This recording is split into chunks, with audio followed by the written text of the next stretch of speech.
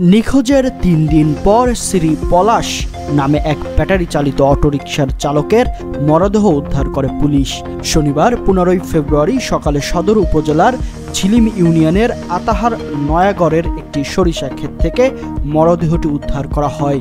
চাঁপাইনবাবগঞ্জ সদর মডেল থানার ওসি রইস উদ্দিন এ তথ্য নিশ্চিত করেছেন। চাঁপাইনবাবগঞ্জ প্রতিনিধি অহিদুজ্জামান রিপনের পাঠানো তথ্য ও ভিডিও চিত্র থেকে জানা যায়, অটোরিকশা চালক পলাশ সদর উপজেলার সুন্দরপুর ইউনিয়নের কালীনগর গ্রামের শ্রী লাকফর হালদারের ছেলে। নিহতের পরিবার ও পুলিশ সূত্রে জানা গেছে, গত বুধবার ১২ ফেব্রুয়ারি পলাশ তার অটোরিকশাতে রিজার্ভ ভাড়ায় প্যাসেঞ্জার নিয়ে ঝিলিম বাজারের উদ্দেশ্যে রওনা হয়। তারপর থেকে আর বাড়ি আসেননি তিনি। এই ঘটনায় তার পরিবার সদর থানায় নিখোঁজের একটি ডায়েরি করেন। এদিকে নিখোঁজের ৩ দিন পর সরিষা ক্ষেতে পলাশের মরদেহটি পড়ে থাকতে দেখে স্থানীয়রা পুলিশকে খবর দেন।